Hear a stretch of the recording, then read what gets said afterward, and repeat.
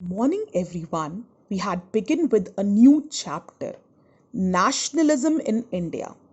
We have already discussed about the Rowlatt Act, right? The coming of Mahatma Gandhi, the Rowlatt Act, the Satyagraha, why there was a need for a mass movement, and how non-cooperation movement was launched. Today, before we move further in our chapter, we'll just have a brief review of whatever we have studied till date. First of all, beginning with the meaning of nationalism. Nationalism meaning feeling of oneness, feeling of a nation, feeling that we all are a part of one nation and we have the right over our nation, right? We have the right over our resources, and it is our motherland, and no one else can come and rule our country. Now, before Britishers had come to India and before this nationalism concept had spread in India, let's see how these Britishers have found their way to India. Now, if we go back in time, right? India, it was known as a golden bird, right? And Indian spices and other Indian products, they had a huge demand in the Western market. Everyone wanted to earn profit, right? Everyone wanted to earn profit, everyone wanted to earn money. Earlier, these spices were transported, or these spices were transported to the Western countries through your Arab countries. But since some kind of political problem when it had arisen between the Arab traders and between your Western countries, the link of the link got cut, and the Western market, the demand was there for Indian spices, but there was no one who could trade the Indian spices to the Western countries. Earlier also, your Indian spices, they had a huge demand in the Western market, and they were transported to the Western countries through your Arab traders.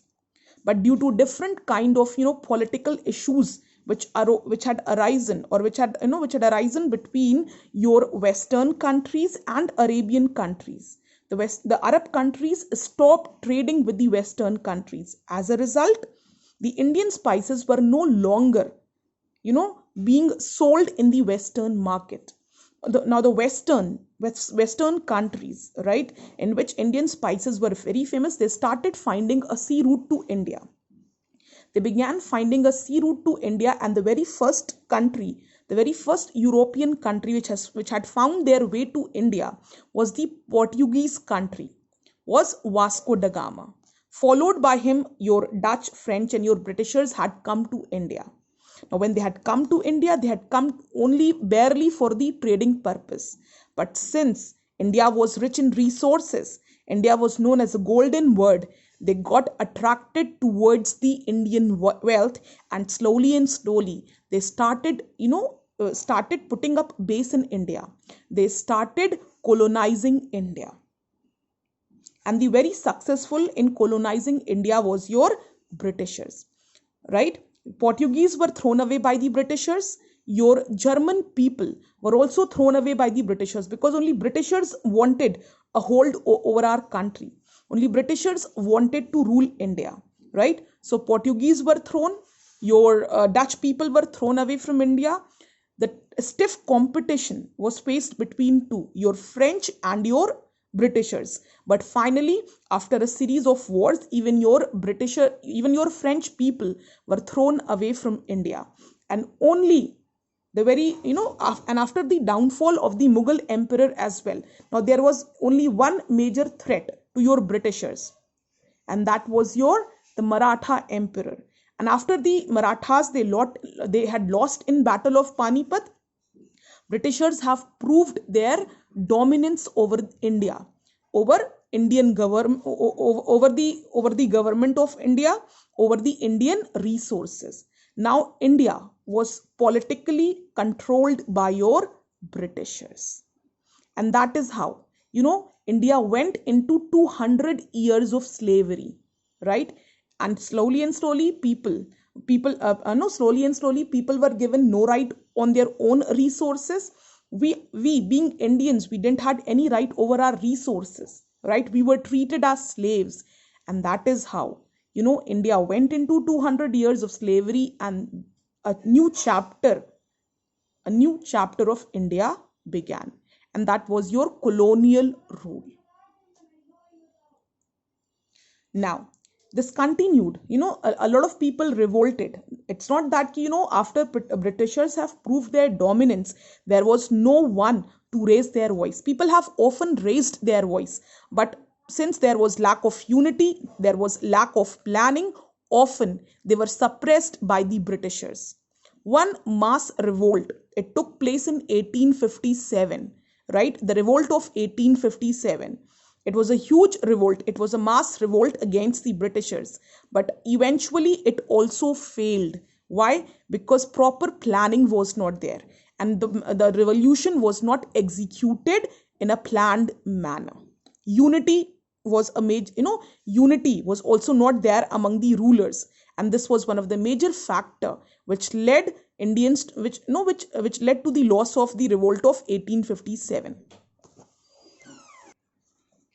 Even after 1857, the Indians have many times revolted against the Britishers, but eventually they were suppressed. What was missing was the guidance. Unity was missing among the Indians, right? Unity was not there, proper guidance was not there, because of which every time they revolted, every time their revolution failed. Now this guidance, this unity was brought among Indians by Mahatma Gandhi. With the arrival of Mahatma Gandhi in January 1915, the revolution in India saw a different phase. He had come to India, he had analyzed the situation in India, and finally, he had come to a conclusion that unity and a mass revolution is required to bring the change we desire for. And the very first step of Mahatma Gandhi was the launching of Satyagraha movement, meaning the truth alone triumphs. He launched Satyagraha movement, and the very first one was with the peasants of Champaran in Bihar, who were revolting against the British policies of indigo plantation. Then came your new economic situation in India by the First World War. Mahatma Gandhi arrived in India in 1915. The First World War, it began from 1914 and lasted till 1919. And a lot of economics, there was a lot of changes in the social situation of India as well as economic situation of India. Though India was not directly involved in the World War, but Britain was, right? And whatever losses Britain faced, it tried to recover it with the Indians. Whatever economic losses Britain had faced, right? Whatever money was required, it tried to took out from we Indians. Then we had talked about the Rowlatt Act, right? How Rowlatt Act was passed. Rowlatt Act was passed because, the Britishers felt that, the best way to curb, the best way to curb, or the best way to suppress these nationalist movement was to pass a Rowlatt Act. Rowlatt Act means no two people can stand together. No grouping was not allowed, and if anyone found in groups, he was simply sent to prison, right? Without any trial, without any justification, the person was sent to 2 years of imprisonment. Now people started to revolt against this act. See, why was Rowlatt Act passed? Despite much opposition, the Rowlatt Act was passed in March 1919. The purpose of the act was to curb the growing nationalist upsurge in the country. Mahatma Gandhi, among other Indian leaders, was extremely critical of the act and argued that not everyone should be punished in response to isolated political crimes, meaning the crimes which are done by few, not the entire nation should suffer for it. Now, in opposition of Rowlatt Act, Satyagraha was launched, right? In opposition of your Rowlatt Act, Satyagraha movement was launched in India.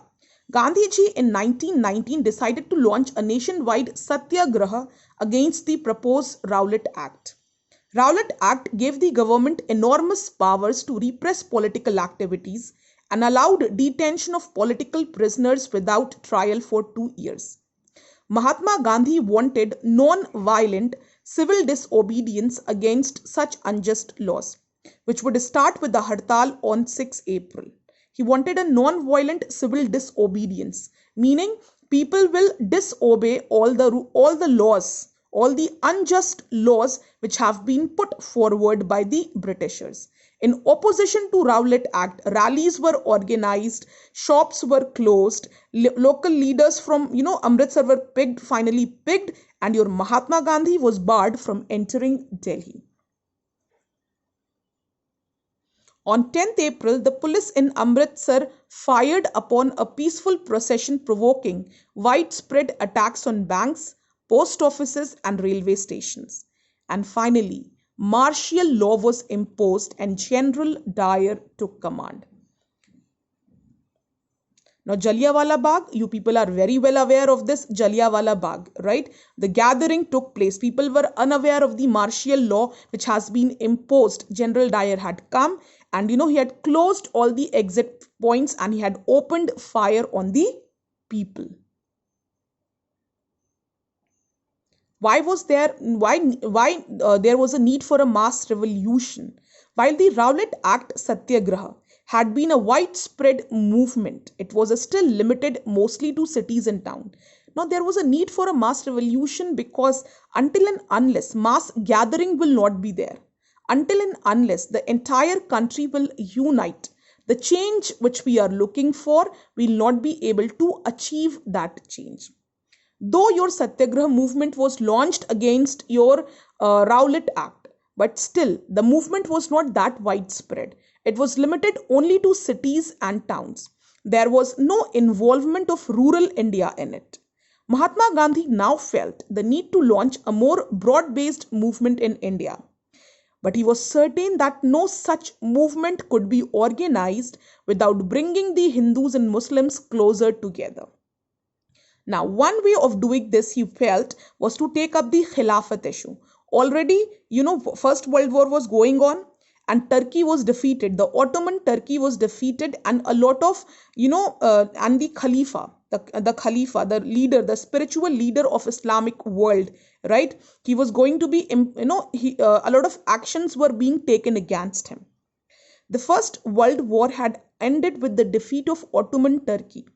And there were rumors that a harsh peace treaty was going to be imposed on the Ottoman Emperor, the spiritual head of the Islamic world. Now the Muslims all across the world, right? They began to revolt against this decision, right? And wherever the Britishers were there, this began revolting against the Britishers. Britishers were there in India as well. So the Muslim Indians also, they began revolting against the Britishers. Why Britishers? Because Britain was on the winning side.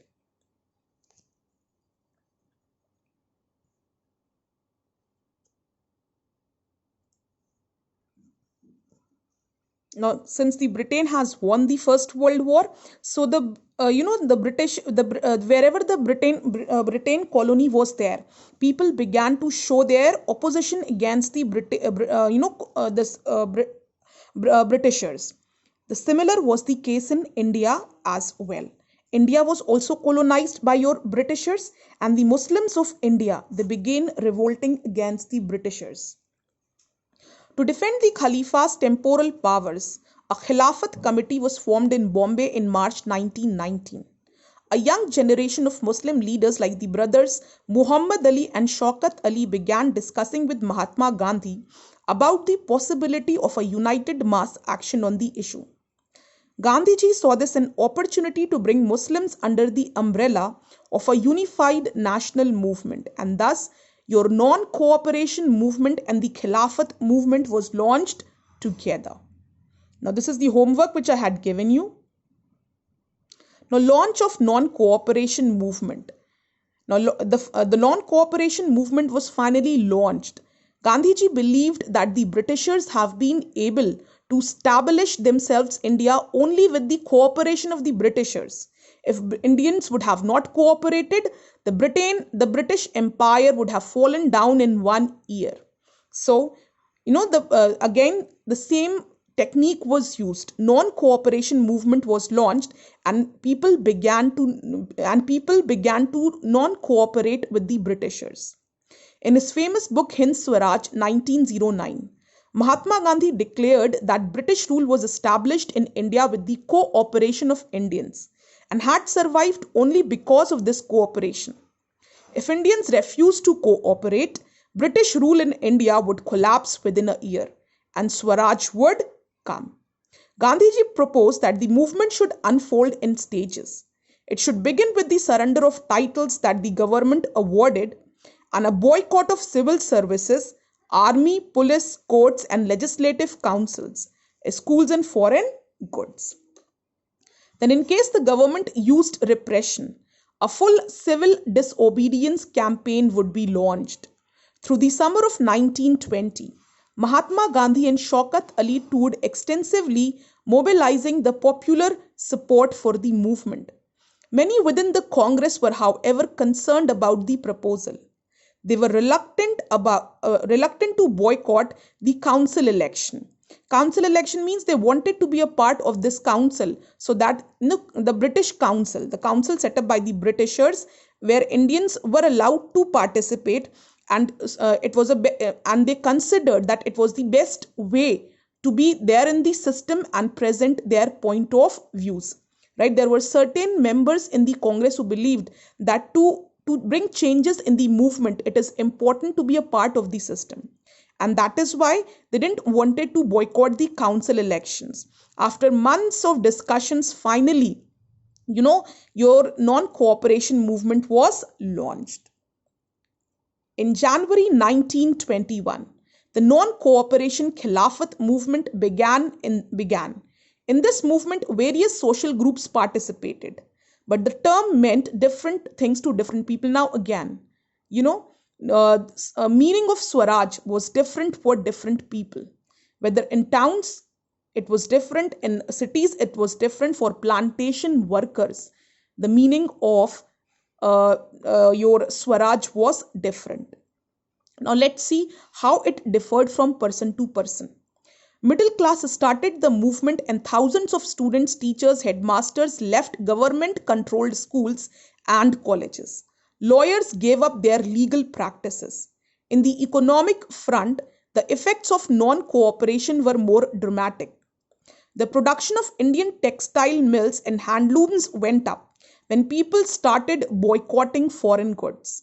But this movement slowed down due to a variety of reasons, such as khadi clothes are expensive, less Indian institutions for students and teachers to choose from. So they went back to government schools and lawyers joined back government courts. Rebellion in the countryside. The non-cooperation movement spread in the countryside where peasants and tribals were developing in different parts of India. The peasant movement started against talukdars and landlords who demanded high rents and a variety of other cesses. And it demanded reduction of revenue, abolition of begar, a kind of slavery, and social boycott of oppressive landlords. Jawaharlal Nehru, in June 1920, started going around the villages in Awadh to understand their grievances. In October, he, along with few others, set up Awadh Kisan Sabha, and within a month, 300 branches have been set up. In 1921, the peasant movement was a spread, and the houses of talukdars and merchants were attacked, bazaars were looted, and grain boards were taken over. In early 1920s, a militant guerrilla movement started spreading in the Gudam hills of Andhra Pradesh. The government started closing down forest areas due to which their livelihood was affected. Finally, the hill people revolted, which was led by Alluri Sitaram Raju, who claimed that he had a variety of special powers. Now, this is how the movement was spreading in different parts of country. right? The non-cooperation movement, Khilafat movement, had spread in different parts of the country, and how people were revolting and how people were viewing the non-cooperation in the Khilafat movement. Now, class, what you will do is you will go through all these slides once, thoroughly go through all the slides, read it through your from the PDF which I had provided you, and if any query is there, you are free to raise your question on the WhatsApp group. Meanwhile, this is your homework. Write the content of all the sources given in the chapter in cutouts of words. For example, source A in one cutout, source B in one cutout, and so on. Thank you.